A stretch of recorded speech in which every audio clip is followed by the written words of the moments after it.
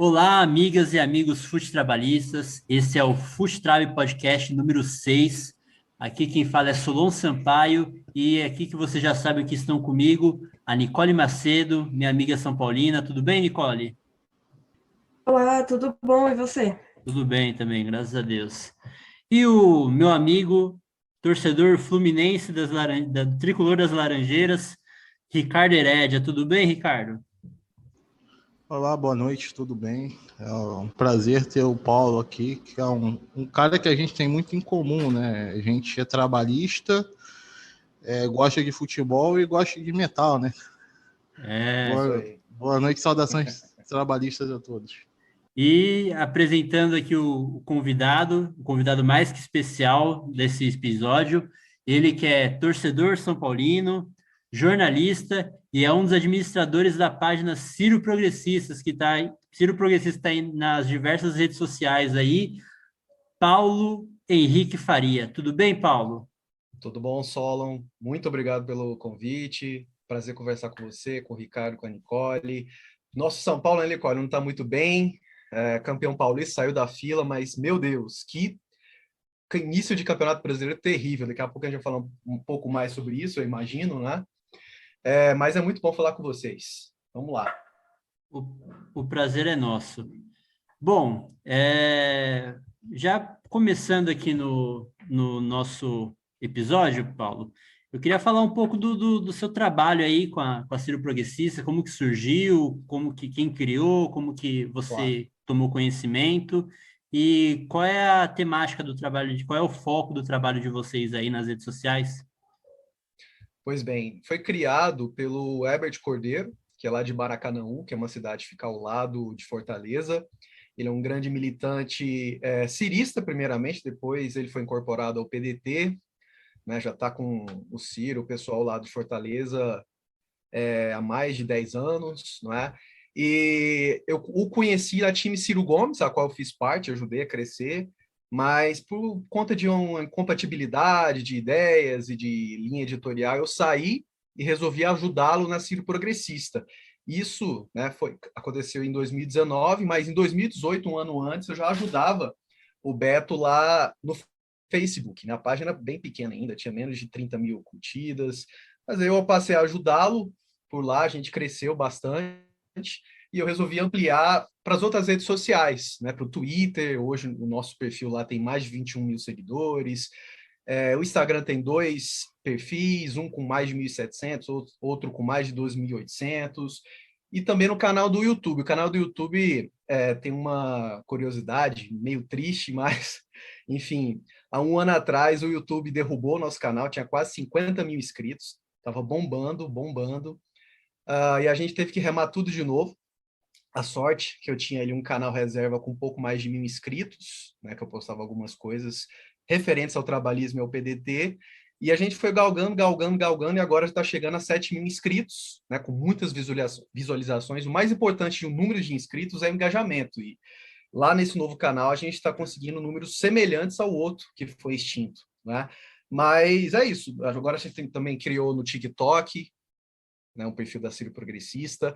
O foco, ele é variado. A gente posta coisas mais sérias, mais jornalísticas, que aí eu assumo que eu sou dessa área, textos, vídeos com análise de conjuntura, recortes de entrevistas do Ciro, de deputados do PDT, de nomes do partido, mas também tem um teor mais engraçado, mais despojado, né? O pessoal também faz meme, eu dou ideias para o pessoal fazer também memes, a gente tem um pessoal que também trabalha com design gráfico, então é mais ou menos como a Todos com Ciro faz, só que diferente da Todos com Ciro, a gente não faz essa união, né, de militância, né, esse trabalho de núcleo de base, digamos assim. A gente faz mais a questão comunicacional, espalhar a ideia do Plano Nacional de Desenvolvimento.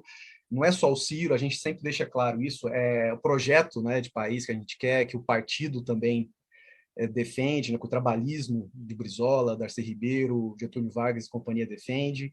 Então é isso. Na verdade, a Ciro Progressista, desde que eu entrei, tem esse intuito, né, de comunicar esse projeto do PDT e do Ciro Gomes. Bacana. Nicole, Ricardo, vocês têm alguma pergunta para fazer ao nosso convidado? Eu tenho uma. Boa noite, Paulo. Obrigada aí por aceitar o nosso convite nessa noite fria, né? Pelo menos para mim, mas vocês estão tudo de camiseta aí, que isso. Aqui ainda não tá, não. Aqui tá de boa. Eu queria saber um pouquinho de você, assim, né? Como que você conheceu aí o PDT e o projeto do Ciro, porque eu acredito que as suas publicações, né, têm muito a ver com a sua forma de pensar. Eu queria saber como que foi aí sua chegada para o PDT, no trabalhismo e aí, né, no Ciro Gomes. Claro, claro. Bom, eu já conheci o Ciro desde moleque, né? Eu acompanho política, sei lá, desde minha adolescência, meus 13, 14 anos. Eu sempre acompanhava o Ciro nas entrevistas, até a campanha presidencial, eu lembro bastante de 2002. Eu tinha ali 14 anos, não é? Sempre me chamou atenção, né? A verve que ele tinha, a coragem que ele tinha, lógico também o Brizola, a mesma coisa, até um pouco antes. Eu sempre admirei essas duas figuras.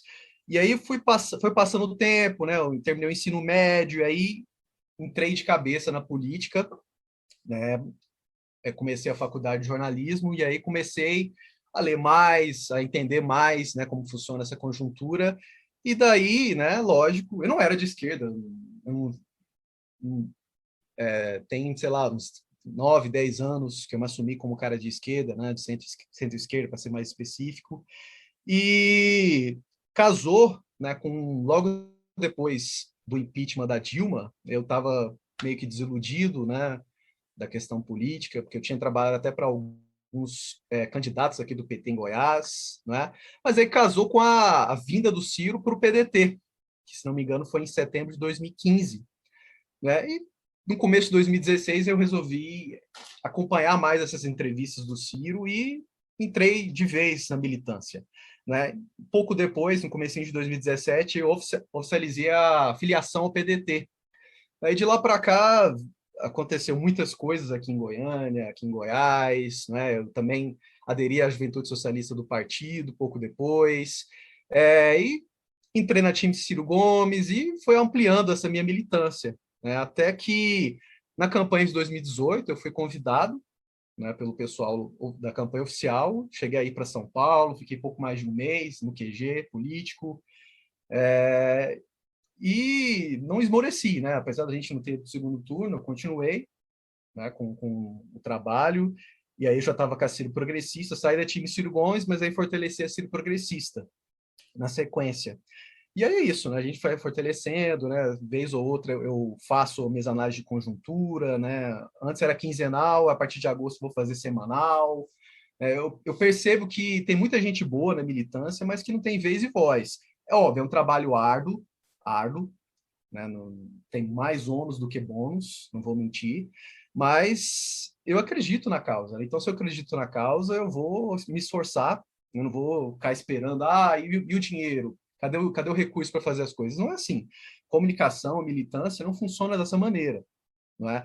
Mas é isso, continuo aí na luta, não é? E sou pedetista com muito orgulho. Eu tenho uma pergunta também. A minha vai mais pro lado do futebol, né?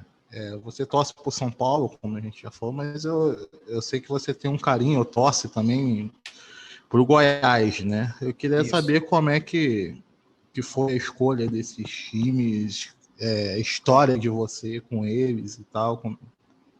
O que levou você a escolher torcer para esses times? Claro, boa, Ricardo. Então, Goiás foi pela questão regional, eu sou daqui de Goiânia, né, moro a minha vida toda aqui, 33 anos. Cheguei aí nos anos 90, 95, 96, uns jogos aqui no Serra Dourada, né, contra o Grêmio, contra o Flamengo, contra o próprio São Paulo, não é? Assim, eu comecei a gostar muito mesmo de futebol por conta da Copa de 94, né, quando o Brasil foi tetra. E uma coisa foi levando a outra, né? Como eu falei, na sequência eu fui no estádio, comecei a ir no estádio e os primeiros jogos foi do Goiás contra os principais times do Brasil, não é? E aí é isso, né? É o time local, não é meu time do coração, eu deixo claro isso, mas é meu time local. Acho que é normal muita gente ter dois times, né? É uma pena que o Goiás ainda não galgou esse patamar de time grande, né? Apesar de ter uma estrutura muito boa, melhor do que muitos times grandes por aí, né? Mas é isso, o Goiás é meu time, digamos, B, não é? Eu até cheguei a jogar aqui na categoria de base com 14, 15 anos, né? Tem uma ligação com o time Goiás. Em 99, eu vi o time subir para a Série B, né, ganhando do nosso arqui-inimigo, que é o Vila Nova, né, o estádio estava lotado, mais de 40 mil pessoas. Então, tenho memórias muito boas do Goiás. Né? Já fui ver o Goiás ser campeão goiano também. Enfim, e aí, lógico, o São Paulo. São Paulo é uma força da natureza para mim, né? Por conta dos títulos, dos jogadores que por lá passaram, sobretudo nos anos 90, que foi quando eu comecei a gostar de futebol e do propriamente dito do tricolor paulista. Né? Então, uma coisa foi levando a outra. E eu dei sorte. Eu fui muito zoado no começo dos anos 2000, porque o São Paulo perdia bastante, sobretudo para os rivais, para o Corinthians e Palmeiras, mas na sequência veio o troco. Né? No ensino médio, esses mesmos colegas que me zoavam foram zoados por mim, porque o São Paulo enfileirou títulos, né? Campeão paulista, da Libertadores, Mundial pela terceira vez, tricampeão brasileiro seguido, não é? Então, basicamente, comecei a torcer para o São Paulo pelos títulos, pelos jogadores, não é? E 98 foi o ano ali que eu estabilizei. Ó, esse é meu time mesmo, né? Aquela final fantástica contra o Corinthians, né? Que o França e o Denilson mataram a pau. O Raí, né? Voltou, fez também um gol de cabeça maravilhoso. Então é isso, né? Quanto mais eu fui gostando de futebol, da seleção brasileira, mais eu fui gostando também desses dois times, sobretudo o São Paulo. Maravilha. Bom, então vamos entrar na nossa pauta. Vamos começar falando aqui, então, repercutindo a matéria e, consequentemente, o que diz ela, né, do iColetivo, o site iColetivo, onde ela fala sobre o vídeo de Ciro Gomes, que o Ciro Gomes publicou hoje em suas redes sociais.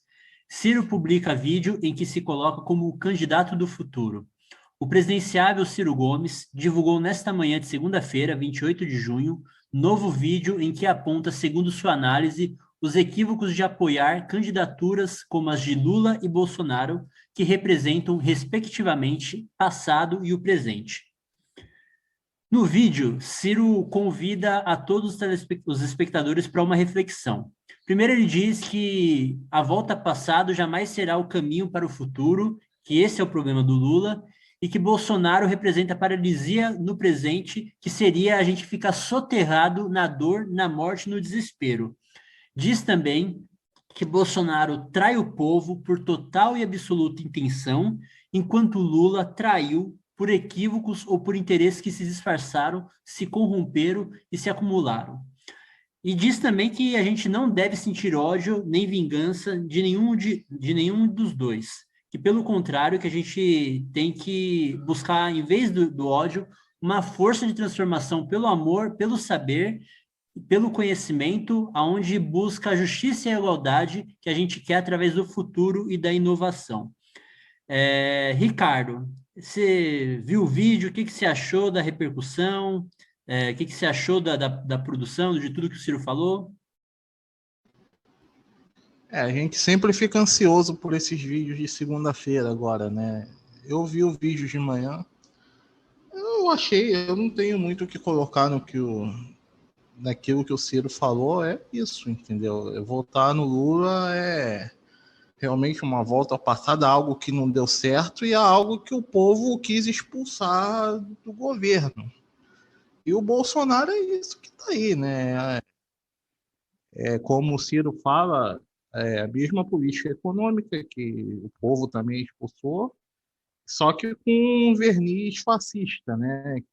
Um verniz quase beirando a psicopatia. A única coisa que eu discordo um pouco do Ciro é quanto a sentir ódio. Eu não sou uma pessoa que odeio. Eu não era, pelo menos, uma pessoa que odiava alguém. Mas, para mim, ele tem que falar em amor, em não sentir ódio, né? Ele é um futuro candidato. Eu não sou candidato a presidente, eu posso falar. Assim, não tem como uma pessoa com qualquer tipo de consciência que não odeie o Bolsonaro. E, assim, eu não julgo em absolutamente nada quem o faça, porque é uma pessoa detestável, é uma pessoa que destila ódio, então você acaba jogando ódio de volta para ele. E causou o que causou, né? 500 mil mortes Eu não vou dizer que todas eram evitáveis, claro, mas boa parte delas foram com uma política intencional que fez com que essas pessoas morressem, né? E se dependesse do Bolsonaro, teriam morrido muito mais naquela visão dele de imunidade de rebanho, como num dos programas passados, o Neto fez uma conta ali que esclareceu muito isso, né? Então, é o discurso dele, entendeu?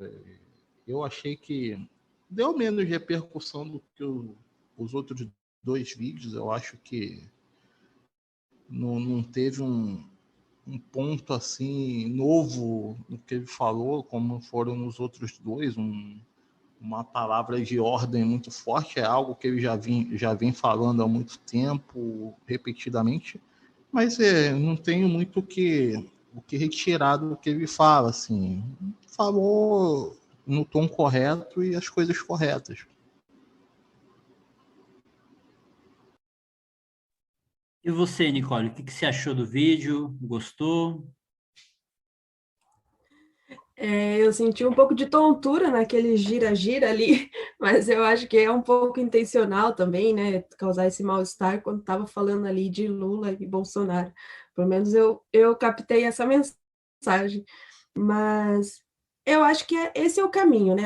Há uns meses atrás eu já falava que o Ciro ele devia falar de futuro, né? Tanto que o nome do livro dele é O Dever da Esperança. Ele realmente tem que plantar essa esperança de coisa melhor, porque o Lula vai se apegar ao passado, à memória afetiva que as pessoas têm de um passado aí, que era um castelo de areia, mas que tiveram uma subida de vida, né? E o Bolsonaro, como nunca tem nada a oferecer, ele vai ficar nessas bravatas aí mesmo. Então, eu acredito que a saída para o Ciro é realmente mostrar que a roupa do passado não nos cabe mais. O jeito que está, não dá para ficar, é horrível, é péssimo, é um genocida, é um lunático, maluco, que é sádico, que ri, que imita a gente sendo sufocada, né? Gente sem ar, e mostrar que ele vai ser diferente. Eu concordo com o Ricardo, eu não consigo sentir esses sentimentos bons aí que ele fala que a gente tem que ter. Não, eu odeio o Bolsonaro, eu desejo as piores coisas para o Bolsonaro, eu quero que ele pague por tudo que ele fez. Ele destruiu todas as coisas que eu gosto, ele destruiu tudo que eu acredito, então eu não tenho nada de bom para desejar para ele, muito pelo contrário. E, e é isso, eu acho que, né, ontem mesmo eu estava num space com uma galera petista que estava falando, né, sobre esses ataques do Ciro ficar batendo no Lula, mas que o Lula era o único que poderia salvar o Brasil. Eu falei, pera lá, salvar como? O cara que tinha governabilidade, tinha bancada e tinha moeda valorizada não aprovou uma reforma. Não fez nada de fato, assim, né, para mudar esse país.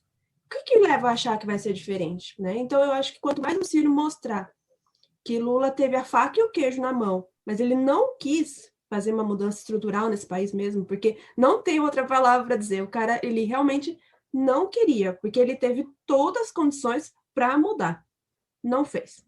Né? Então, eu acho que eu gostei, é nessa linha mesmo. Espero que venham outras coisas aí falando de futuro, né? E semeando aí na gente o desejo de mudança. E você, Paulo, o que você achou do vídeo? Você que já é da área da comunicação, que tem mais essa visão mais técnica da coisa, o que você achou do vídeo e do que o Ciro disse nele? Concordo com os dois, com o Ricardo e com a Nicole. Eu só acrescentaria na questão estética, né, que foi muito bem feita, como a Nicole até brincou no começo, né, aqueles giros, né, bem no início do vídeo, né, são bem interessantes, é um recurso estético muito utilizado, sobretudo no cinema, não é?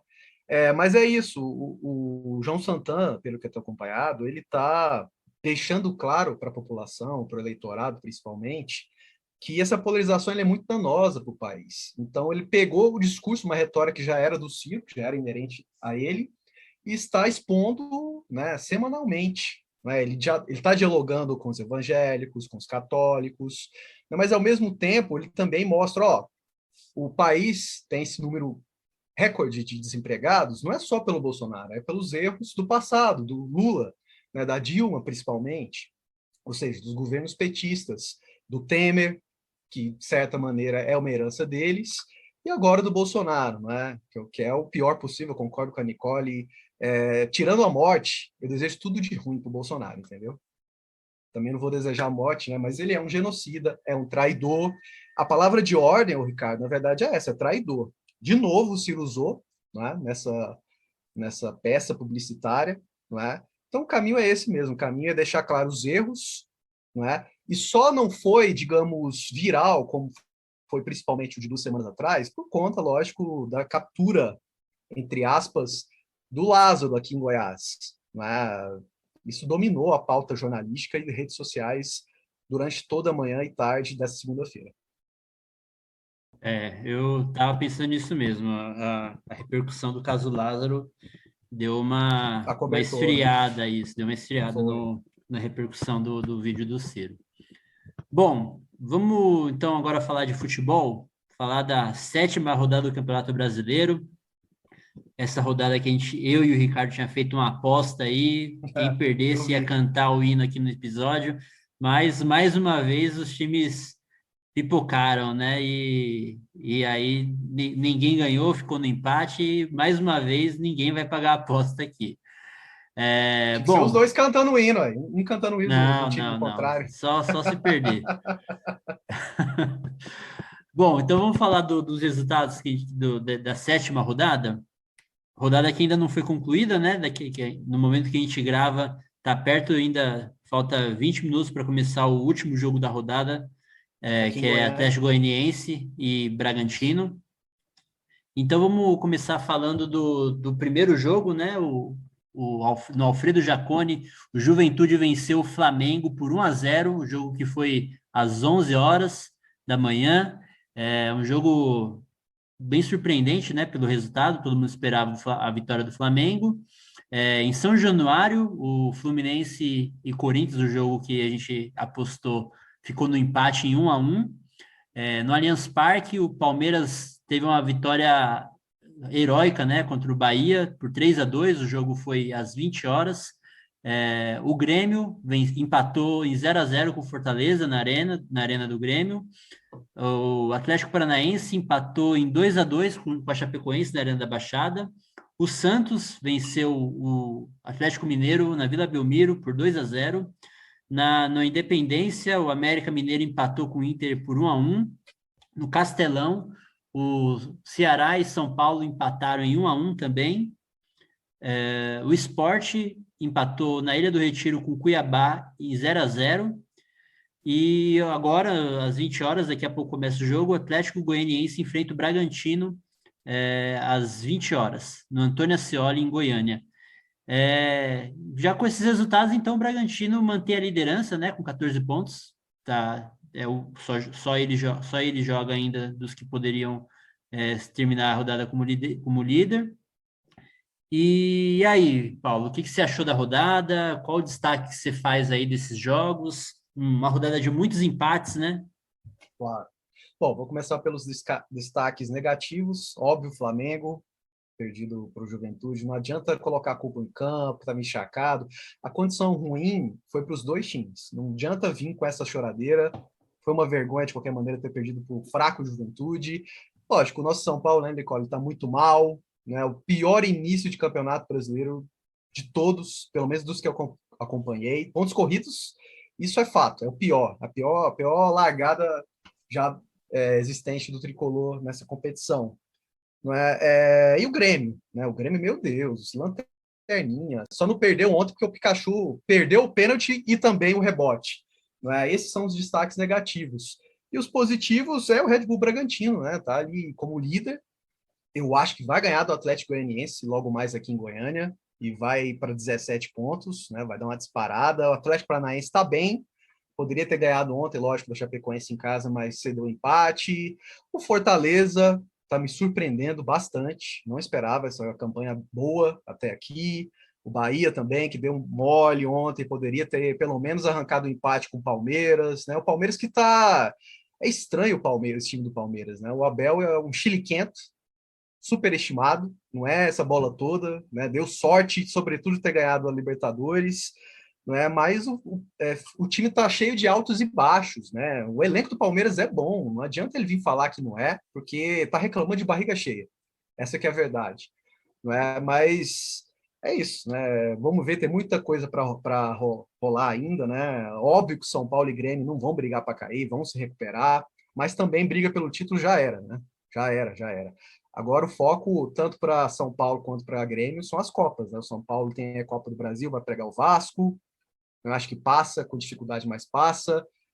Tem a Libertadores antes, né? O Racing, esse sim vai ser pedreiro, esse sim vai ser difícil. Eu não ouso dizer que São Paulo vai passar. E o Grêmio tem a Sul-Americana, né? Que é um título inédito para eles, assim como a Copa do Brasil é inédito para o São Paulo. E você, Ricardo, o que que você achou aí da rodada? Qual destaque você dá aí para essa sétima rodada do Campeonato Brasileiro? Como você falou, teve muito empate, né? E geralmente uma rodada com muito empate não muda tanto assim as posições, mas esse fato foi bom para o Palmeiras e para o Santos, né? E eu vou destacar o Santos também, que é um time que no início do campeonato eu não esperava muito. Eu esperava que fosse brigar para não cair. Pode ser que ainda brigue, mas tem um bom início de campeonato, né? Para um time que brigou para não cair no Paulista, né? Então no Brasileiro você acaba não esperando muita coisa.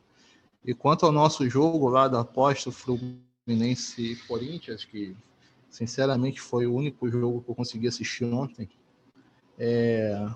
o Fluminense foi melhor. Eu acho que o Fluminense dominou, principalmente, ironicamente, dominou mais ainda o jogo quando o Abel Hernandes foi expulso, né? Mas ano passado eu já fiquei, na temporada passada, quer dizer, eu já fiquei com a impressão de que o Fluminense, se tivesse, apesar de não ter prognóstico nenhum no início do campeonato, se tivesse feito um pouco mais de força e perdido menos pontos bobos e ganhos, ele teria brigado pelo título, porque não ficou tão longe assim dos primeiros colocados e parecia que ninguém queria ganhar o campeonato, né? Lá na reta final todo mundo perdendo, ninguém queria ganhar, e se o Fluminense não tivesse perdido alguns pontos bobos ali, estaria ali brigando. E já começa o campeonato assim. Para mim, 3 jogos pelo menos contra o Bragantino, contra o São Paulo na primeira rodada e ontem eram 3 jogos para ganhar, porque o time foi melhor, né? E dominou o jogo, perdeu gols bobos e tomou gols em falhas individuais. Ontem o Lucas Cralho, que para mim foi o melhor zagueiro do campeonato passado, falhou bizonhamente, não ganhou no corpo do Mosquito. Um cara do tamanho dele não pode perder no corpo do Mosquito e depois tentar ganhar na velocidade. Aí foi dar o bote e cometeu um pênalti ridículo e depois foi difícil para recuperar. E de resto, eu acho que também é a mesma pergunta que eu fiz no último programa. O que está acontecendo com São Paulo e Grêmio, né? É difícil de entender, mas eu acho que, assim, como o Paulo falou, o título já era. A gente colocava o São Paulo como um dos favoritos, eu acho que não dá mais, não. Eu já vi esse filme antes, assim, o time vai se complicando no início, vai ficando complicado pro resto do campeonato. Com o Fluminense mesmo aconteceu isso naquele ano que a gente foi vice da Libertadores, né? O time esqueceu as 6 primeiras rodadas, tinha um timaço, não ganhou, fez 0 pontos em 6 rodadas e com um timaço mesmo isso acabou afetando e o time brigou para não cair. Eu acho que se São Paulo e Grêmio não abrirem o olho, daqui a pouco vai ficando complicado por esse início de campeonato aí. Só complementar o que o Ricardo falou aí sobre São Paulo. Bom, não é simples, né, explicar o que está acontecendo com São Paulo, mas assim, é óbvio que o time está desfacelado, né? Inúmeras contusões dos principais jogadores, e mais importante do que a ausência, na maioria desses jogos, do Daniel Alves, do Benítez, é o Luan. O Luan, ele dá uma consistência muito grande ali na frente da zaga. Até ele está fazendo tanta falta quanto o Miranda e o Arboleda, que está com a seleção equatoriana, entendeu? Então, a falta desses jogadores, o excesso de jogos, São Paulo passou por uma maratona extenuante, né, nos primeiros meses dessa temporada. Saiu da fila, é verdade, deu certo, classificou para a Libertadores, para a Copa do Brasil, mas paga por conta disso nessas primeiras rodadas. É lógico, tem os erros de arbitragem, contra a Chapecoense, um absurdo, aquela expulsão do Nestor, entre outros jogos, né? Mas mesmo com os desfalques, o São Paulo não era para estar nessa situação, podia estar ali no meio da tabela, que seja, como o Corinthians, né? O Corinthians mesmo, apesar de ter um elenco bem inferior, está ali nessa posição. Né? Então, a questão do São Paulo, ao meu ver, é essa, é a questão física, não é? Claro, os caras também relaxaram um pouco depois de ter conquistado o título, né? O principal objetivo até aquele momento, não é? Mas não vai brigar para cair, não vai, nem São Paulo, nem Grêmio, mas também o título já era. É curioso que no último Campeonato Brasileiro, o São Paulo definhou no final do campeonato. Dessa vez foi no início, né? Eu espero, então, que tenha uma arrancada para pelo menos ficar ali em sétimo, oitavo, já tá valendo, né? Buscando a Copa do Brasil com o título que nos falta. O São Paulo foi um dos que não quis ganhar o campeonato, né? Pois é o Diniz, São Paulo, Inter. Muito por conta do senhor Diniz. A gente sabe como é que é, eu também já sofri com ele. Agora é o Santos. E você, Nicole, qual que é o seu destaque da rodada? Acho que eu já fui contemplada aí na fala dos meninos, mas assim, o que eu queria destacar é como tá feio os jogos do Brasileirão, né? Para onde você vai, desanima se sentar na frente da televisão, é pouco chute a gol, não tem um passe elaborado, não tem uma jogada planejada, tá muito chato assistir o jogo futebol no Brasileirão, né? A Copa do Brasil tá sendo mais interessante, não sei a opinião de vocês, mas os jogos do Brasileirão parece que ninguém tá de fato ali animado, querendo jogar bola, os caras, putz, tá.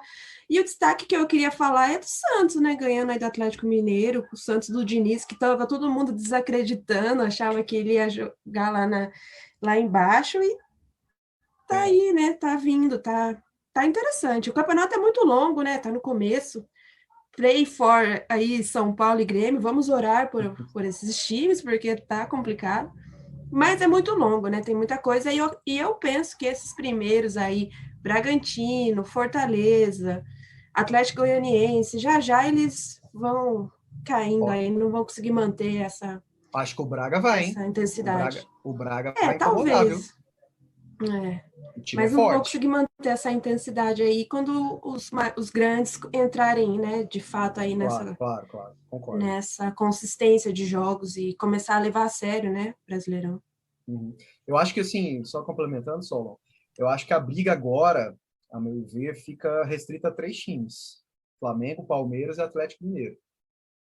Acho que o Bragantino pode brigar ali por uma quarta vaga, né, em quarto lugar, está no G4, portanto, mas acho que a briga pelo título, né, já que o início tanto do São Paulo quanto do Grêmio foram decepcionantes, fica entre esses 3.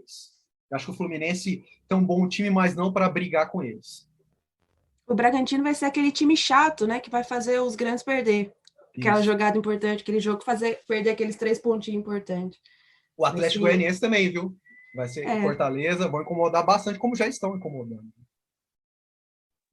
Pegando o gancho aí do que o Ricardo e que o Paulo falaram, e até a própria Nicole, eu lembrei de uma frase do Guardiola, do Pep Guardiola, sobre o pontos corridos, né? Que ele fala que o campeonato você ganha nas 8 últimas rodadas e perde nas 8 primeiras, né?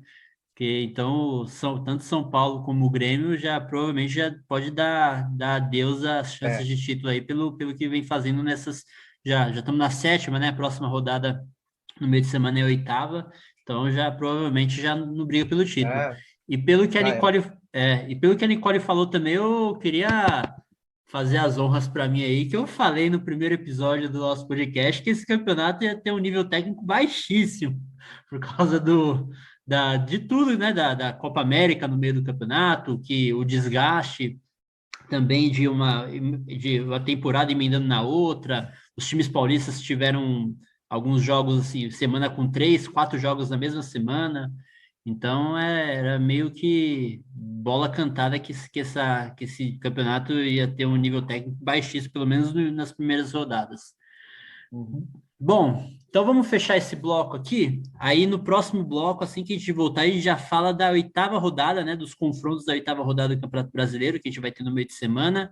Então, só fechando aqui esse bloco, a gente vai fazer um intervalinho só para dividir o bloco com a nossa vinheta e a gente já volta. Até mais.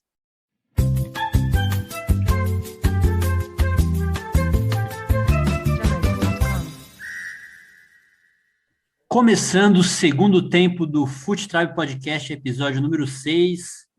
E vamos começar então falando, antes de falar dos jogos da 8ª rodada do Campeonato Brasileiro, vamos falar um pouco da Série B, né? Que hoje a gente está tendo o Dia Internacional do Orgulho LGBT, QIA+. Eu tenho um pouco de dificuldade, confesso, com essas siglas, que eu não sei todas. E a gente teve o ato simbólico, né, dos times do Rio, principalmente, que jogaram fazendo alusão às cores do arco-íris, né, por conta do símbolo da diversidade, e o Germancano, né, na comemoração levantou a bandeira, que teve uma foto bem interessante, que até a gente postou nas nossas redes sociais, e queria que vocês fizessem um comentário aí breve aí sobre a Série B e sobre esse fato simbólico aí. Posso começar então? Pode. Então, foi um baita gesto, né? Ele fez 2 gols em 1, né? O Cano. Argentina, sempre bom deixar claro, né? Muitos jogadores argentinos são progressistas, diferentes dos brasileiros, infelizmente, né? Infelizmente. Mas foi um gesto bacana, né? Porque essa é a história do Vasco. O Vasco é um time progressista, foi o primeiro a aceitar, admitir negros, pretos no seu esquadrão, não é? Infelizmente se perdeu aí nos últimos 20 anos com dirigentes reacionários, retrógrados, né? Mas parece que com o Salgado agora está querendo retomar esse caminho mais progressista, né? Com visão de mundo melhor. O Vasco acho que vai subir para a Série A. Acho que o Goiás também, meu segundo time, deve subir junto. Inclusive, os dois vão jogar aqui quarta-feira em Goiânia. Vai ser um jogo muito difícil para o time esmeraldino, mas acho que a gente vence, placar apertado. Acho que o Vasco vai dar trabalho, como eu falei mais cedo, para o São Paulo na Copa do Brasil, especialmente o Cano, que é um artilheiro, que eu queria ele no São Paulo. Né? Acho que com certeza faria muito mais gols do que Pablo, Vitor Bueno, e daria mais certo, como já deu com o Benítez, com o Rigoni, que é outro argentino que entrou bem no time tricolor, né? Agora o Cruzeiro é que tá difícil, né? Tá muito irregular, tá no meio da tabela, Botafogo também ganha uma, perde duas, tá muito irregular, né? Eu acho que o Botafogo ainda briga, mas o Cruzeiro eu acho que vai ficar de novo pelo caminho, vai ficar de novo no meio da tabela e não deve ascender a Série A. Aí tem que ver quem vai subir com esses outros 2 ou 3 times, né? O Náutico está bem, campeão estadual e agora está fazendo uma baita campanha, né? O curioso é que o Cano fez o gol no Brusque, time catarinense, que o Bolsonaro estava usando a camisa recentemente. Aí eu puxo sardinha para o lado, é um orgulho, né? Que ele nunca usou essa camisa sagrada do São Paulo Futebol Clube. Com relação ao Cruzeiro, o Cruzeiro tem que ficar esperto também para não perder ponto de novo, né? Porque sofre problemas financeiros aí, sempre sofre ameaça aí de perder ponto por conta de alguma falta de pagamento, de alguma transação aí. E senão, além de não subir, pode brigar para não cair para a Série C, né? Que já aconteceu ano passado, até a chegada do Filipão, estava brigando para não cair, conseguiu aí se recuperar e ficar no meio da tabela. Lembra muito o Fluminense, não é, Ricardo? O cara deve saber mais. O Fluminense passou por isso, né? Foi parar na Série C. Eu lembro, o Branco estava encerrando a carreira, foi lá, ajudou o time a voltar para a Série B, mas passaram por um calvário gigantesco, como o Cruzeiro está passando agora, né? Uma fase difícil que a gente quer, às vezes, a gente não quer esquecer, porque é uma história bonita, assim, você chegar no fundo do poço que a gente chegou. Eu que acompanhava alguns jogos aqui no Maracanã da Série C e via o perrengue que a torcida do Fluminense passava lá fora, era chegar naqueles estádios acanhados, levando pedrada das outras torcidas, etc. Mas é legal que o time tenha chegado no fundo do poço e se reerguido, né? A ponto de ganhar 2 brasileiros, Copa do Brasil, quase ganhando uma Libertadores, é bem legal. Agora, quanto ao gesto do Cano, é muito bonito. A camisa do Vasco também foi uma camisa bonita. Eu acho a camisa do Vasco em si muito bonita e tal. E é bom para conscientizar também, porque apesar de toda a história do Vasco, é bom lembrar também que a campanha do Fluminense, né, time de todos, se iniciou por conta de gritos homofóbicos da torcida do Vasco, né? E então é bom também esse esforço de conscientização deles próprios, né? Porque mesmo depois da nossa campanha lá atrás, eles não pararam. Foi uma coisa que causou muita polêmica aqui no Rio. E é bom, parece que por meio do time a torcida pode se conscientizar mais e também levantar essa história do Vasco, que é muito bonita aqui, do time de operários, né? Embora tenham tido outros, mas o Vasco foi o primeiro grande time grande a fazer isso, né? Um time com negros e operários e que trouxe mais diversidade ao futebol ali na década de 20, né? Só fazer uma provocação aqui, que o Ricardo falou da história bonita do Fluminense, seria mais bonita se tivesse ganhado a Série B, né, pô? Tivesse ido direto da C para A. Amigo, a coisa é futebol brasileiro é uma bagunça. A gente se aproveitou, mas a gente fica com a fama, mas tiveram outros times ali que já se aproveitaram dessas bagunças do futebol brasileiro antes também. Verdade. Com certeza. Verdade. Nicole, quer comentar alguma coisa também sobre a Série B, sobre o gesto do Germancano?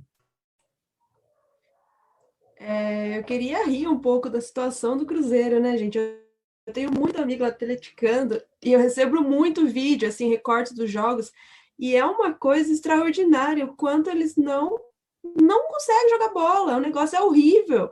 É torturante você ver um jogo daquele, cara. Então, eu imagino como que deve estar o torcedor cruzeirense nesse momento, ainda mais por conta da crise que o clube está sofrendo, né? Até fechou sala, alugou sala aí no shopping para fazer as negociações e tal.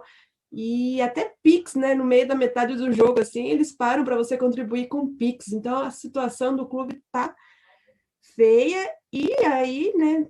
Não ganha jogo que é fácil, os caras vão e empatam ou perde. Minha solidariedade ao torcedor cruzeirense. Eu não tenho solidariedade nenhuma para Cruzeirense. Todo castigo para Cruzeirense é pouco depois daquele gol anulado, roubado do Pedrinho na Copa do Brasil de 2018, que eu acordei os vizinhos tudo gritando gol com aquele gol lá para o juiz anular por causa de nada a ver, de uma falta que não foi nada do Jadson no lance. Então, depois daquilo lá, o Cruzeiro só foi ladeira abaixo, e eu acho é pouco. Nós, torcedores do Fluminense, a gente fica triste com a situação do Cruzeiro, porque é menos 6 pontos que a gente ganha na Série A, né? O São Paulo também o maior fala freguês isso, né? ali. O São Paulo também. É nosso freguês também. Nosso freguês. Assim como o Flamengo, né? O Flamengo também virou nosso freguês. Sim. Palmeiras. Em breve vai ser o Corinthians, em breve. Vai voltar assim. E aí vamos ver quarta-feira, né? A gente já vai falar disso já. Beleza. Vamos falar então já da 8ª rodada do Campeonato Brasileiro, dos confrontos. Quarta-feira, às 16 horas, o Fluminense enfrenta o Atlético Paranaense em Volta Redonda, no estádio Raulino de Oliveira, aquele estádio simpático que tem em Volta Redonda. No Castelão, Fortaleza recebe a Chapecoense, também às 16 horas, na quarta-feira. Às 19 horas, no Beira-Rio, Inter e Palmeiras se enfrentam. Em Pituaçu, também às 19 horas, o Bahia recebe o América Mineiro. Às 20h30, o Santos recebe o Sport na Vila Belmiro. E aí o clássico da rodada, provavelmente é o jogo da TV, né? Às 21h30, na Neoquímica Arena, o Corinthians recebe o São Paulo que nunca venceu o Corinthians no estádio corintiano. O clássico também, pode-se dizer assim, gaúcho. O Juventude recebe em Caxias do Sul, no Alfredo Jaconi, o Grêmio, às 21h30 também. Na Bia Bichedid, em Bragança Paulista, às 16 horas, na quinta-feira, o Bragantino recebe o Ceará. Na quinta-feira também, dia 1º de julho, às 19 horas, o Atlético Mineiro recebe o Atlético Goianiense no Mineirão, confronto de Atléticos. E para fechar a rodada, às 8 horas, às 20 horas, o Cuiabá recebe na Arena Pantanal o Flamengo. Vou começar com a Nicole agora. Nicole, o que que você destaca aí dessa rodada aí? Provavelmente é o clássico, né? Sim, eu tô bem apreensiva com esse jogo, hein? Porque vai ser aquele jogo truncado, jogo feio, jogo chato, jogo cheio de falta, né? E não sei o que esperar, não, viu? Não tô muito otimista, não tô com muita vontade. Acho que poderia deixar esse jogo mais para lá, mais pro final, porque a gente tá num momento tão ruim, e aí pega um clássico ainda, fora de casa. Mas vamos lá, né? Vamos lá. Eu queria destacar também o jogo do Atlético Mineiro, né? Eu acho que vai ser um jogo bonito de ver, vai ser interessante. São os dois times que estão jogando bem, que dá vontade de ver, né? E, e o Santos e o Sport também, queria, acho que vai ser interessante. Esse seu pessimismo aí não vai te fazer fugir da aposta, não, né? Mas que aposta! Que negócio é esse? Não, isso que virou tradição já. Ninguém pagou, alguém vai ter que pagar uma hora. Rola aí uma aposta aí, quem perder canta o hino do adversário. Vamos lá, né? Fazer o quê? Vamos lá. Você já Eu, sabe o meu de cor, né? Tocou esse ano mesmo na televisão. eu não sei não, não sei não. É. Só sei do Corinthians. Ah, tá bom.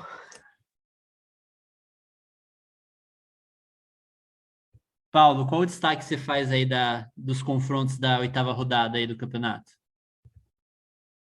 Claro, o clássico majestoso é o principal jogo dessa rodada, não é? Concordo com a Nicole, então, digamos, um pouco apreensivo, o São Paulo ainda está desfalcado, está sem o Miranda, sem o Arboleda, não sei se o Luan vai estar 100%, Daniel Alves voltou, mas não voltou bem, Benítez a mesma coisa, vamos ver o que, é que vai dar. Mas é como o Juca Kfouri falou, no ótimo posse de bola, que toda vez que o São Paulo chega como favorito bem, ele perde para o Corinthians. E agora é o contrário, por mais que o Corinthians não esteja lá essas coisas, mas claramente o Corinthians é o favorito. Então pode ser que a gente quebre esse tabu aí de mais de 7 anos e enfim vença o Corinthians. Eu aposto no empate, mas pode ser que o São Paulo quebre essa escrita, né? O Corinthians ainda não se acertou com o Só Silvinho. fazer um breve comentário aí, falando assim, ó, em 7 anos, desde 2014 que foi feito estádio, o São Paulo já foi jogar lá favorito, desacreditado e nunca ganhou, cara. Pô, lógico que Claro. tabu foi feito para ser quebrado, né? Mas até o É, presente momento, o São Paulo já chegou lá para jogar de todas as formas e não ganhou nenhuma vez. o Palmeiras também E, recentemente tinha esse tabu e a gente quebrou, né? Tabu é para ser e quebrado. a Falei, gente Nicole. tá sem o Crespo também, né? Que aí Isso, convidou, tá afastado. isso. Mais um desfalque pro nosso time. Tomara que Mas essa, vamos lá. tomara que essa maré seja agora, entendeu? O importante é depois, é o posterior, né? É a sequência da temporada. A gente conseguiu sair da fila, ganhou o Paulista, e agora? Eu espero que o São Paulo faça pelo menos um campeonato digno, como sempre faz, e que busque aí a Copa do Brasil, que é o título inédito, faça um bom papel na Libertadores, ver o que acontece. Né? É o que a gente espera do São Paulo. O elenco do São Paulo é bom, lógico, não se compara com o do Flamengo, com o do Palmeiras, e é um pouco inferior do Atlético Mineiro também, mas tem qualidade, né? Sobretudo quando joga com o time titular. Vamos ver o que acontece nesse clássico de quarta-feira. O destaque, lógico, é Internacional e Palmeiras. O Inter também está tentando se acertar, né? O Miguel Ángel Ramírez não deu certo, já pulou fora. O Palmeiras, como eu falei antes, também está muito incerto nessa temporada ruim, ganhou a Libertadores meio que na cagada, ganhou a Copa do Brasil, por mais falha do Grêmio do que qualidade do time. Né? E o Abel, eu não gosto dele, acho superestimado. Né? E eu acho que se for eliminado aí precocemente da Libertadores e não engrenar no Brasileiro, ele vai pedir para sair. Ele parece que ele está querendo cavar essa saída. Né? É um cara muito arrogante. Nunca a culpa é dele, a culpa é do elenco, entendeu? É só vocês compararem ele com o Crespo. A diferença é abissal, abissal. O Crespo é um gentleman, não fica reclamando o tempo todo do time, da arbitragem, apesar de ter muito mais motivos para isso. Né? Vamos ver o que vai dar esse jogo aí, Inter e Palmeiras. Aí vamos ver se o Grêmio se reabilita também contra o Juventude, o clássico, como você falou, gaúcho. E você, Ricardo, que destaque você dá aí para essa oitava rodada do Campeonato Brasileiro? Não poderia ser outro, é o clássico também. Só que eu discordo do Paulo, não acho que o Corinthians seja favorito, ainda mais depois do que eu vi ontem. Não tem como. O Corinthians ontem jogou muito mal, assim. Não que o Fluminense tenha jogado bem, mas. Um jogador a mais ele conseguiu levar o empate, né? A falha do Cássio, que tá falhando muito, né? E levou a virada, porque o gol estava ali milimetricamente impedido e tal. Mas o Fluminense dominou o jogo mesmo com um a menos. Mas, assim, também não acho o São Paulo favorito. Eu acho que é um jogo neutro, assim. Eu acho que se o Fluminense resolver jogar bola, como às vezes resolve, o jogo contra o Atlético Paranaense pode ser um bom jogo, porque o Atlético, para mim, é um time que está jogando melhor futebol no campeonato, e o Fluminense ali, de vez em quando, tem uns lampejos. Mas você vê como é que as coisas no futebol brasileiro prejudicam, né? Primeiro, esse horário de jogo, quarta, 16 horas, para mim é um horário terrível. E, assim, além de desfalcar nossos times às vezes e tudo mais, eles ainda, essa Copa América ainda tira o Maracanã da gente, a gente tem que ficar indo para lá e para cá, jogar em São E esse Januário, horário complica a Paulino de vida do Oliveira. cartoleiro também, né? De quem joga Esse horário é cartola, muito quem ruim. vai ter que dar o migué no trabalho aí para poder fazer aquela escalaçãozinha no final. É um horário péssimo, mas vamos lá, né? Além disso, tira no estádio que a gente está acostumado a jogar. Daqui a pouco a seleção brasileira vai usar nosso CT. Além de tudo, é uma encheção de saco com todo mundo que é difícil de entender, né? Como tem gente que é a favor disso. E o outro jogo também que é aquele jogo que pode ser muito bom, mas talvez não seja, é Inter e Palmeiras, né? Que são dois times que eu não criei tanta expectativa no Inter assim como a maioria, mas as pessoas criaram, né? E o Palmeiras que desde o início do campeonato, desde de vários anos atrás, sempre entra como favorito junto com o Flamengo, né? Mas também está naquela gangorra de performance. Vamos ver no que vai desse jogo também. Maravilha. Bom, então vamos fechando a pauta aqui do Campeonato Brasileiro.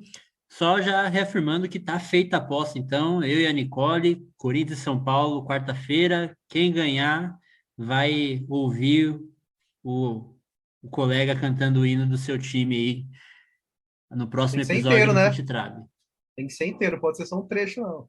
É, vai ser, vamos ver, pelo menos a primeira parte aí a gente vê para não dar muito por causa do tempo do podcast também, mas a gente vai falar e vamos ver aí que a gente vai ser legal aí. Espero que dessa vez a Nicole pague a aposta, né? Não dê empate, né? Que o Corinthians ganhe e a Nicole possa pagar e cantar o hino do Esporte Clube Corinthians Paulista. Bom, então vamos girar a pauta, vamos voltar a falar de política. Vamos repercutir aqui a matéria do site Brasil Independente. Miranda diz que irmão foi bloqueado na saúde. O deputado federal Luiz Miranda, do DEM do Distrito Federal, afirmou neste domingo, dia 27, em suas redes sociais que seu irmão, o servidor público Luiz Ricardo Miranda, teve o acesso aos sistemas do Ministério da Saúde bloqueados. Os dois foram ouvidos pela CPI da Covid na sexta-feira, 25, e apresentaram denúncias de supostas irregularidades na compra da Covaxin, vacina indiana contra a Covid-19. A oitiva dos irmãos Miranda foi marcada pelo clima de tensão e por diversos embates entre senadores governistas e os dois. Eles são responsáveis por apontar possíveis irregularidades do governo federal na compra da Covaxin. O Palácio do Planalto nega qualquer problema na compra do imunizante. Em sessão com quase 9 horas de duração, o deputado confirmou, quase ao fim da oitiva, que o nome citado pelo presidente Jair Bolsonaro, sem partido, sobre um suposto rolo na aquisição da vacina é o líder do governo na Câmara, o deputado Ricardo Barros, do PP do Paraná. Em entrevista concedida ao Congresso em Foco hoje, Miranda disparou contra os escândalos de corrupção que se acumulam no governo Jair Bolsonaro. Abre aspas. Vão descobrir que esse 1,6 bilhão não é nada, fecha aspas. Bom, Ricardo, vou começar com você aí agora. O que que você tem a dizer aí desse, primeiro da oitiva, né, da CPI aí de sexta-feira, que começou até quase virou a noite, e também de tudo desenrolar aí depois desse depoimento aí dos irmãos Miranda. É um escândalo aí que a gente começou a falar já na semana passada, né? Que deu 1 bilhão, né? E foi ele que chegou com colete à prova de balas, né? Porque a gente sempre tem essa possibilidade, né? Que quem vai denunciando o governo Bolsonaro vai morrendo aí sob circunstâncias misteriosas ou dando umas desculpas esfarrapadas aí pro desfecho da coisa, mas ele falou que 1,6 bilhão não é nada e eu tenho certeza que não é mesmo, entendeu? O governo está roubando de braçadas, como continuou, chegou na presidência como um deputado de baixo clero e continua agindo como só que com um orçamento maior. E eu acho que vamos ver no que vai dar isso também, porque ele também não está ali falando só por falar, não deu uma bondade de consciência nele, eu vou falar. Tem alguma coisa por trás do porquê ele está falando também. E a gente tem que ver até onde isso vai. Ele falou que tem gravações que incriminam o Bolsonaro. Eu quero ver como isso vai chegar na CPI e nas instâncias superiores, porque até agora corrupção no governo a gente estão esticando muito o elástico, deixando tudo correr muito frouxo, e a gente precisa de algo que realmente chegue ali para as pessoas e mostre que não tem jeito, é isso mesmo, está roubando. E talvez essas gravações que ele diz ter sejam isso, né? Mas vamos ver se ele tem mesmo ou é só algum tipo de bravata. E tomara que ele tenha mesmo e as coisas venham à tona, porque a gente precisa, de qualquer jeito, se livrar desse genocida aí do poder e acabar com ele. Eu quero muito ver ele na cadeia e todas as formas que possibilitem isso, eu estou de olho. E você, Paulo, o que que você tem a dizer aí dos fatos que sucederam aí, o próprio depoimento e toda a repercussão aí da oitiva do deputado Luiz Miranda e do seu irmão aí, o servidor público do Ministério da Saúde? Pois é, na sexta-feira agitou bastante o Congresso Nacional, né, pelo depoimento dos dois, foi até depois das 10 da noite, né, estava assistindo na Globo News quase o tempo todo. Olha, é uma bomba, acho que substancial, viu? Notem que o Bolsonaro nem fala nada do Luiz Miranda, o deputado, porque ele sabe que o Luiz Miranda tem muitas provas, tem muitas gravações, tem muita coisa a revelar, não é? E Luiz Miranda é um cara que surfou na onda bolsonarista em 2018, não é? A gente sabe disso, mas que é um cara do centrão, é um cara do centrão. E, assim, pode ser, digamos, uma bússola se o Bolsonaro vai cair ou não. Mas se ele dá mais com a língua nos dentes do que ele já deu, e o próprio irmão dele, né, e o centrão desembarcar do governo Bolsonaro, e ele ainda perder, né, popularidade, cair para 14%, 15%, ele está com 23% por enquanto, acho que o impeachment pode vir. Né? Porque aí as pessoas vão se vacinar. Enquanto eu, por exemplo, não me vacinar, eu não vou para a rua, eu apoio, mas ainda não vou. Então, lá para setembro, outubro, quando a vacinação estiver mais avançada, eu acho que as pessoas vão em massa para a rua e vai ficar insustentável. Né? Então, no final do ano, pode sim ocorrer esse impeachment do Bolsonaro. E aí muda completamente o tabuleiro, né, da política presidencial para 2022. Mas vamos ver até onde vai. Essas denúncias são bastante graves, bastante graves, e o Bolsonaro está acuado, isso é patente. Né? Vocês podem ver que ele fica tentando fazer cortinas de fumaça atrás de cortinas de fumaça, xingando jornalistas, repórteres, né? Ficam explorando essa questão do Lázaro, né? Só que agora o caso foi encerrado, qual vai ser a próxima? Né? Mas tem potencial, sim, para derrubar esse genocídio. E você, Nicole? Qual o seu ponto aí com relação a essa notícia?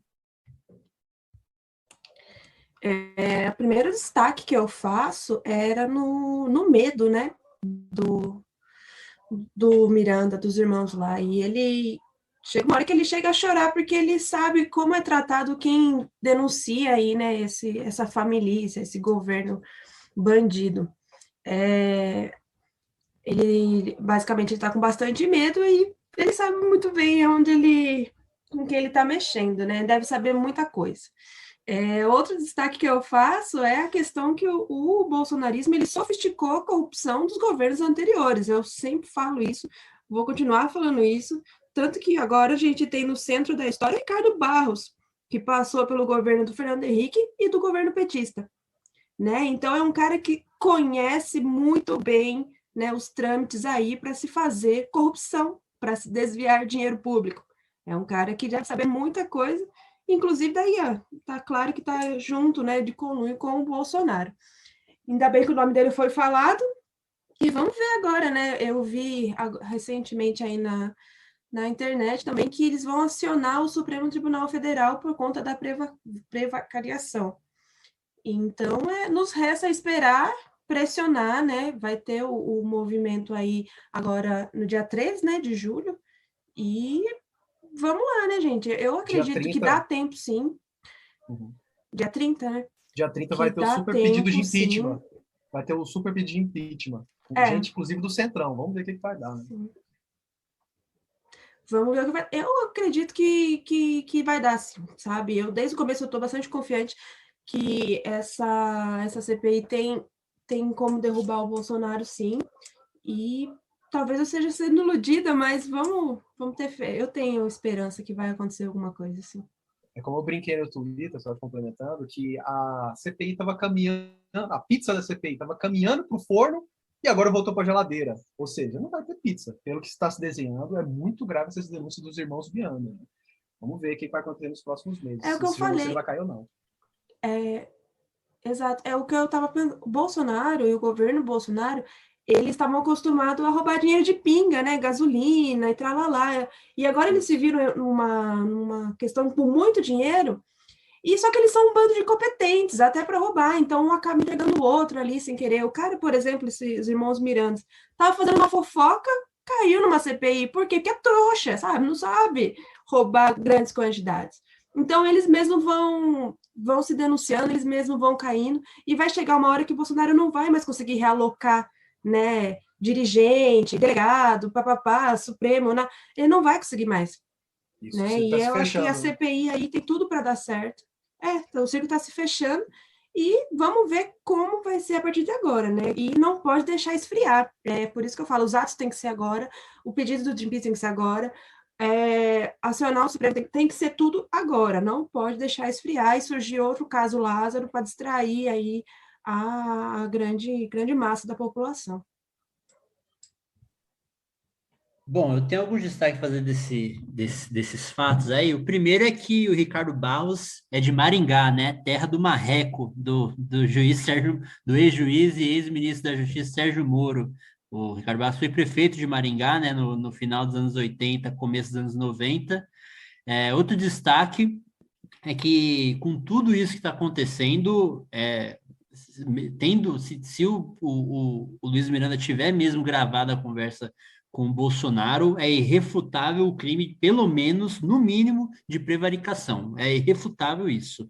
Então, fica muito difícil do Bolsonaro conseguir escapar de tal, mesmo com o contexto político, que o apoio do Centrão vai ficar cada vez mais caro, por conta dessas irregularidades, tudo. Vai jogar o Ricardo Barros como boi de piranha, que não vai querer se queimar por causa dele, e vai para cima do Bolsonaro também, porque não tem como se manter diante dessa situação.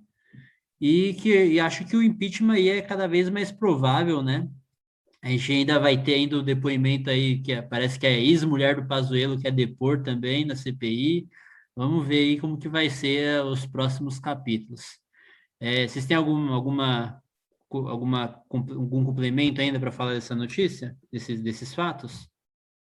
Bom, o Ricardo Barros, que foi ministro da Saúde do governo Temer, né? É o cara que, como a Nicole falou, já fazia falcatrua no governo FHC, depois no governo Lula, governo Dilma, depois, lógico, mais ainda no governo Temer e agora no governo Bolsonaro. É incrível como esses pilantras do Centrão, eles sempre conseguem se manter, né?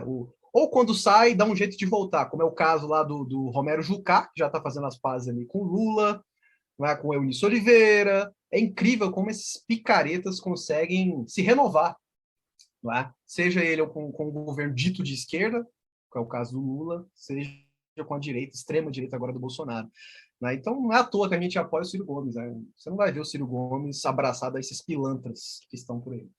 Bom, e por falar em impeachment, que a gente já comentou aí que dia 30 agora vai ter o super pedido de impeachment, né?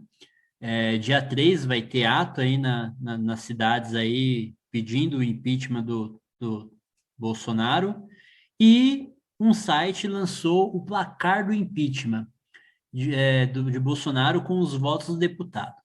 O site Adeus Bolsonaro lançou uma plataforma com o placar do impeachment, contendo votos declarados de parlamentares, mapas e outras informações sobre o possível impedimento do presidente Jair Bolsonaro. O site também disponibiliza contatos dos parlamentares, WhatsApp, e-mail e SMS, convocando eleitores a importunar os congressistas para que se declarem favoráveis ao impeachment de Jair Bolsonaro. Informações extraoficiais dão conta de que se multiplicam meteoricamente nos últimos dias mensagens de cobrança ao presidente da Câmara dos Deputados, Arthur Lira, do PP de Alagoas, para que aceite um dos diversos pedidos de impeachment protocolados na casa. O site, para você conhecer, poder pegar o contato dos parlamentares aí em geral, mas se você quiser ficar restrito aos parlamentares do seu estado, é adeusbolsonaro.com.br. Bom, espero que tenha resultado nisso aí, né? Que essa pressão popular aí consiga reverter aí votos aí em prol do impeachment. Queria saber de vocês se vocês têm alguma coisa a falar dessa iniciativa aí do site Adeus Bolsonaro. Muito bacana, muito salutar, né? Mas vamos ver.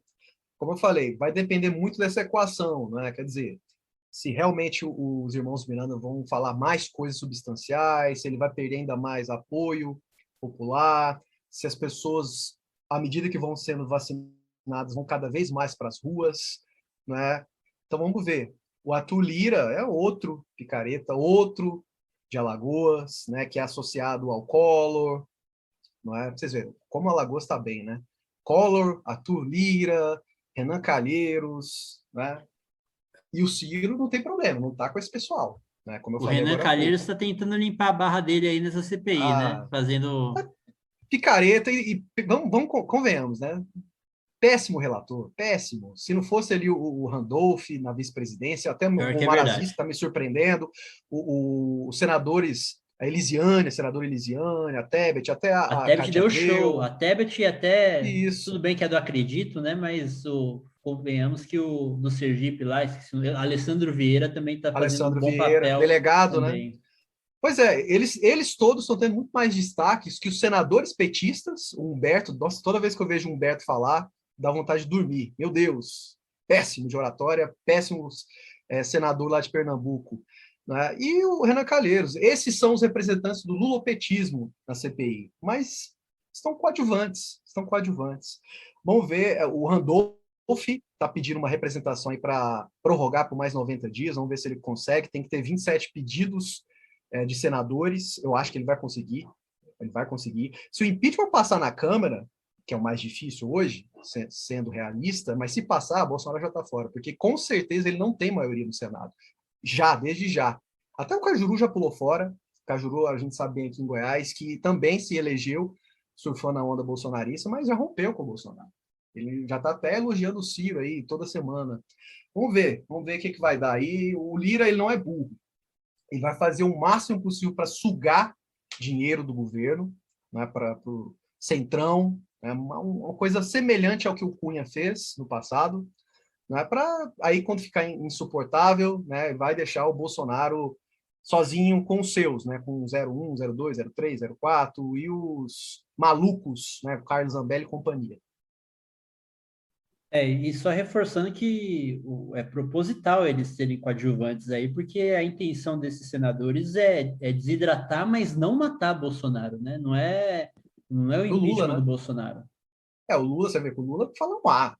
É bem genérico para falar do Bolsonaro, não fala nada desse depoimento dos irmãos Miranda. Quem está fazendo oposição mesmo é Ciro, é o Randolph, até a Marina. A Marina está se posicionando muito mais do que o Lula. Esses petistas hipócritas ficam falando dela e do Ciro, é eles que estão encampando, estão de peito aberto para peitar esse governo fascista e genocida.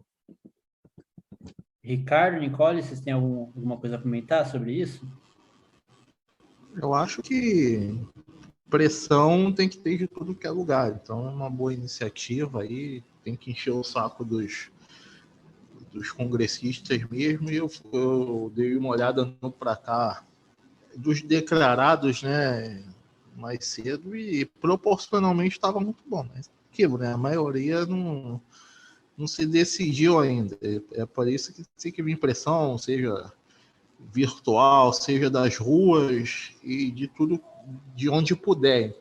E vamos encher o saco dos congressistas para se posicionarem e para o Arthur Lira também se ligar que está na hora de aceitar pelo menos um pedido de impeachment aí. Eu sei que ele vai, como o Paulo falou, ele vai sugar tudo que puder, mas vai chegar uma hora que ele vai avaliar que já chegou no limite ali, que o capital político dele vai pro ralo se ele não aceitar o pedido de impeachment, entendeu? Então eu acho que essa hora está chegando, e quando essa hora chegar é bom que os congressistas se sintam pressionados a votar a favor. Nicole? Eu só queria lembrar, né, que o Jacques Wagner votou contra, né, a abertura da CPI. Então, ele falava que não era o momento. E olha só, se a gente não tivesse aberto essa CPI, quanto de coisa que ia ficar aí por baixo dos panos e a gente não ia nem fazer ideia do que está acontecendo. E eu acho que toda a iniciativa que pressione o impeachment é válida, porque nós passamos pelo pior momento da pandemia, maior número de mortes, e Bolsonaro continuou com os 30% de aprovação. Então, o Bolsonaro, ele não está derretendo como a gente imaginou, e é muito perigoso levar esse cara para uma eleição, para um segundo turno. Lembrando, nós passamos pelo pior momento, a tendência agora é melhorar, e ainda bem que melhora. Então, é bem possível que ele não derreta e mantenha esses 30% que ele manteve, né, com toda essa atrocidade que a gente viu. Maravilha. Bom, então vamos já encaminhando para o final. Ricardo, você pode já fazer sua última pergunta para o Paulo e emendando aí a sua despedida ao nosso convidado? Queria agradecer a presença dele aqui, abrilhantando o nosso episódio aqui do Footstrap Podcast. Eu queria perguntar como é que é a relação do pessoal do Ciro Progressista assim, com o PDT, né? Porque a gente sabe que o cirismo vai um pouco além do PDT. Claro que eu acho que a maioria é filiado, tem ligação com o partido, mas tem muita gente que não é crítica ao PDT e não é filiada. Como é que é a relação de vocês com o partido? Saudações trabalhistas a todos e fora Bolsonaro. Muito bom, Ricardo. Então, exatamente, é como você falou, a maioria de nós somos em 10 ao todo, né, gerando todas as redes sociais da Ciro Progressista. A maioria de nós somos filiados ao PDT há alguns anos, né? Mas, como eu falei lá no início, a nossa intenção não é em si arregimentar a militância, promover núcleo de base, encontros. Eu já até fiz parte, eu fui presidente estadual do Movimento Cultural Darcy Ribeiro aqui em Goiás, né, em 2017, Mas eu sempre deixei claro que a minha vocação não é essa. A minha vocação é comunicar, é levar o Plano Nacional de Desenvolvimento para o máximo de pessoas possível, é falar em vídeo, é escrever. É porque eu sou um comunicador, eu sou dessa área, eu sou jornalista. É a mesma coisa o pessoal que faz parte da Ser Progressista, né? O nosso trabalho é esse, é um trabalho de formiguinha, mas que, de certa maneira, faz a diferença na militância, né? Muita gente reconhece o nosso trabalho, o próprio Ciro, né? Eu espero que o João Santana também reconheça e nos chame, nos convide para participar também desse processo eleitoral que vai ser tenso em 2022, né? Mas a gente é alinhado ao PDT, você não vai ver jamais a Ciro Progressista ficar fazendo um fogo amigo, né? Por mais que a gente, um ou outro, não concorde, por exemplo, com essa questão polêmica aí do voto auditável e não voto impresso, a gente não vai ficar, a gente não vai entrar nessa seara, entendeu? Quem tem que entrar nessa seara são os líderes, é o Ciro, é o Lupe, entende? É tudo bem, o pessoal tem que fazer essa discussão sim, mas de maneira respeitosa, porque senão a gente vai dar arma para os nossos adversários, que é os petistas, e os inimigos, que são os liberais e principalmente o bolsonarismo. Não é? Mas a gente é isso, a gente está junto aí nessa militância, né? E o nosso foco, como eu falei, é passar memes, gravar vídeos, textos e fazer chegar no maior número possível de pessoas. É tentar, de alguma maneira, furar as bolhas. A gente, vez ou outra, consegue, mas ainda não é o suficiente. Né? Tem muita coisa aí pela frente. Nicole, você também pode aproveitar, fazer sua última pergunta e já ir se despedindo aí do nosso convidado. Bom, primeiramente eu queria agradecer a participação, foi muito bacana. E para finalizar, né, acho que a última pergunta que eu tenho é se a página, né, o projeto de vocês, também vai apoiar as outras candidaturas, deputado estadual, deputado federal, ou é em apoio ao Ciro Gomes mesmo, apenas. E boa noite, bom dia, boa tarde aí para todos que estão nos ouvindo. Tomem cuidado, use a máscara, sempre falo isso, álcool gel e fora Bolsonaro. E vacina já, viu? Não importa qual. Tome a vacina. Então, Nicole, também uma ótima pergunta. Sim, a gente apoia sempre que possível os principais nomes do PDT. Né? Infelizmente, o Túlio Gadelha parece que está pulando fora. A gente chegou a apoiá-lo bastante em 2018 e um pouco depois. Né? Até a Tabata Amaral, em 2018, enquanto a máscara dela não tinha caído. Mas a gente percebeu nesse tempo quem é de fato trabalhista, quem é de fato pedetista, brisolista e quem não é. Né? Então, assim, por exemplo, são dois deputados que eu até trabalho também, como social media, que é o André Figueiredo, que foi líder da oposição até pouco tempo atrás, que é um excelente quadro, presidente estadual do partido lá no Ceará, né, muito junto ali com o Ciro, com o Cid, com o Camilo, com o Roberto Cláudio, não é? Além do Volney Queiroz, que também é o líder atual do PDT lá na Câmara. São dois deputados que nos representam bastante, e, lógico, do Juliana Brizola, excelente deputada estadual no Rio Grande do Sul, que deve vir agora também para a Câmara Federal, a gente apoia bastante ela. Né? A Marta Rocha, vamos ver se ela vai ser candidata a deputada federal ou ao Senado. Né? Então, assim, a nossa página ela não é só para o Ciro, ela é para o PDT, ela é para o trabalhismo. A gente vai apoiar, com certeza, os principais nomes aos governos estaduais, a deputada federal, a deputada estadual, certo? Porque a gente sabe que precisa dessa capilaridade, né, para a gente chegar no povão, para a gente poder fazer o Ciro ter alguma chance de ser eleito presidente em 2022. Bom, Paulo, eu também tenho uma última pergunta. Você falou aí do Volney Queiroz, e eu tenho visto nas redes sociais ele trabalhando na formação de palanques para o Ciro lá, porque a gente está no impasse lá com relação ao PSB, né, com relação à Aliança Nacional, com o PSB, que governa o estado lá em Pernambuco, e eu tenho visto tanto ele e o Pedro Joseph, que inclusive, forte abraço para o Joseph, é o nosso próximo convidado aí do nosso próximo episódio do podcast, trabalhando na viabilização, na articulação política para a formação de palanque para o Ciro em 2022. E a gente tem ouvido falar de alguns outros estados também, algumas movimentações, mas Goiás a gente não ouve tanto. Você que está aí que é daí da terra, que é do natural de Goiás, que você tem alguma novidade para a gente, alguma coisa que você possa adiantar, que você conheça aí da política da região? Uhum. Bom, conheço, a gente tem uma deputada federal, que é a Flávia Moraes, né? Infelizmente, ela não é muito ligada ao trabalhismo, diferente, né, dos deputados que eu mencionei agora há pouco, ela não é muito ligada à causa, não é? É a única, até pouco tempo atrás, era a única deputada da bancada pedetista, né, com a chegada agora da Tabata e depois da Cristina, mas Goiás, assim, como é que eu posso falar? Tem uma galera muito boa, tem uma militância bacana, né, que foi crescendo ao longo dos últimos 3 anos, não é? Mas a direção e, por exemplo, o presidente do PDT aqui em Goiás é marido da Flávia Moraes. Né? Além de não serem muito próximos, ligados à causa trabalhista e partidária, também não abraçaram a candidatura do Ciro Gomes. Né? Faz assim, por fazer, é para inglês ver. Né? Então, eu percebi bastante isso bem de perto, né? Inclusive, tem até um melindre, né? Que o Ciro veio aqui em plena campanha, o pessoal brigou comigo, o pessoal não entendeu, eles acharam que que eu trabalhava para o rival deles aqui, entendeu? Que tem uma disputa política, todo estado tem isso, né?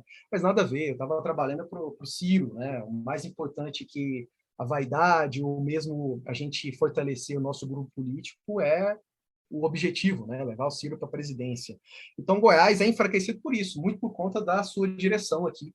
A JS também, infelizmente, o presidente é ligado a esse grupo político, que não faz nada, é só para inglês ver, né? Posta uma outra coisinha no Instagram e acha que está tudo certo, não é? Mas não traz nada, entendeu? Não arregimenta a militância, mas também não leva a palavra do Ciro para os jovens e efetivamente para a população em geral. Né? Então, Goiás poderia ser muito melhor, não é? Mas por conta desse entrave da direção, não chega lá. Né? É uma pena. Eu fiz de tudo aqui, eu trabalhei na última campanha aqui também a prefeito, né? A gente teve vice na chapa do Elias Vaz, vocês devem conhecer, deputado federal, né, do PSB, mas não adianta, né? Infelizmente, Goiás é muito a parte do cenário nacional.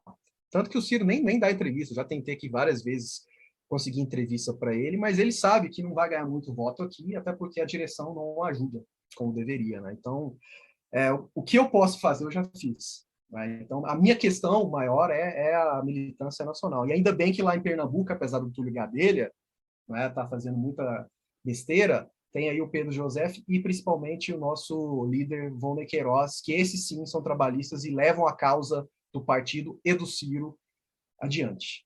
Vamos ver o PSB, né? O PSB eu tô com o pé atrás, já estão querendo trair a gente novamente. Né? Tanto faz, vai lá, apoia o Lula. A gente quer o PSD. Esse sim vai fazer a diferença. O apoio do Calil, dos senadores e a capilaridade que eles conseguiram, sim, vai agregar mais do que o PSB. Maravilha. Bom, Paulo, eu queria te agradecer aqui imensamente a sua participação, a sua disponibilidade em estar aqui com a gente nessa pouco mais de uma hora que a gente está gravando esse podcast, esse episódio, e que seja a primeira de muitas vezes que a gente vem aqui, que você vem aqui também, para a gente possa falar de futebol, de política. Foi muito legal, foi muito agradável esse bate-papo aqui. E que tudo de bom para você aí, que seu trabalho aí, que a gente já vê que é muito, ajuda muito aí a militância na produção de conteúdos, tudo. Vocês todos da Ser Progressistas tenham bastante êxito aí nesse trabalho, viu? Muito obrigado para você e que deixe sua palavra aí para suas considerações finais. Se você quiser dar algum recado aí, divulgar suas redes sociais, pode ficar à vontade. Muito obrigado, primeiramente, Solon, pelo convite. Foi maravilhoso. Podem chamar assim que quiserem. Com certeza eu participo com o maior prazer. Muito obrigado, Nicole, Ricardo, a todos que nos ouviu. Acho que foi 1h30, hein? Foi mais de 1 hora aí essa conversa. Rendeu bastante. Só deixar 2 recadinhos. Eu também tenho um projeto paralelo chamado Resenha Ferrenha, que eu falo especificamente sobre futebol. Eu falo sobre as principais competições nacionais, internacionais. Inclusive, em breve, quero contar com a presença de vocês. Né? Vez ou outra eu faço uma live, gravo um vídeo sobre isso. Eu também falo sobre curiosidades do futebol por lá, sobre os principais documentários, séries documentais na Netflix, na Amazon Prime, sobre os principais livros, entre outras coisas. Né? Então, se inscreve lá, procure Resenha Ferrenha no Instagram e no YouTube. E, lógico, os meus perfis pessoais, eu uso mais o Twitter, quem quiser nos acompanhar, @paulofaria88, lógico. Tem também o perfil da Ciro Progressista por lá, @CiroProg, além das nossas redes sociais, no Facebook, só escrever Ciro Progressista que vocês encontram a gente, no Instagram a mesma coisa, e também no YouTube. A gente está crescendo bastante, como eu falei no início, está crescendo não só na questão de inscritos, mas de engajamento, né? É sempre importante ter muitos canais, muitos veículos de comunicação levando a ideia do Ciro e a ideia do Plano Nacional de Desenvolvimento e, lógico, do trabalhismo, que acaba sendo uma coisa só, né? Então é isso. Meu Instagram é @paulohfaria88. Valeu, um abraço. Vacina já e fora Bolsonaro. Isso aí. Bom, mais uma vez te agradecendo imensamente. Eu também tenho alguns recados aqui para dar. Se você ainda não nos seguiu nas redes sociais, nosso Instagram e nosso Twitter é @Futrab. A gente também já está no YouTube. Esse episódio vai estar no YouTube também. Futrab Podcast. Se você está ouvindo esse podcast pelo YouTube, curta esse vídeo, se inscreva no canal, ative as notificações. Se você está ouvindo nos agregadores de áudio, nos siga no seu agregador de áudio preferido. E é isso aí, pessoal. Como o pessoal já bem falou, não façam objeção à vacina, independente da fabricante. Se engajem aí no impeachment do Bolsonaro, que a gente precisa se livrar aí desse genocida aí, desse traidor para muitos, né? E para outros aí é só genocida mesmo, tá? Tudo de bom para vocês. Fiquem com Deus, um abraço e impeachment já!